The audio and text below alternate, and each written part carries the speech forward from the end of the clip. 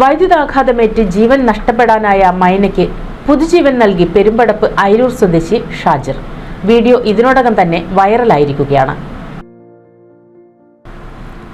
പണി കഴിഞ്ഞു വരുമ്പോഴാണ് പെരുമ്പടപ്പ് അയിരൂർ സ്വദേശി ഷാജിർ റോഡരികിൽ മൈനയെ കണ്ടത്. ചെന്നു നോക്കിയപ്പോഴാണ് ഷോക്കേറ്റതാണെന്ന് മനസ്സിലായത്. ഉടൻ തന്നെ മരണത്തോട് മല്ലിടുന്ന മൈനയ്ക്ക് ജീവൻ തിരിച്ചു നൽകി. ഈ വീഡിയോയാണ് ഇപ്പോൾ വൈറലായിക്കൊണ്ടിരിക്കുന്നത്.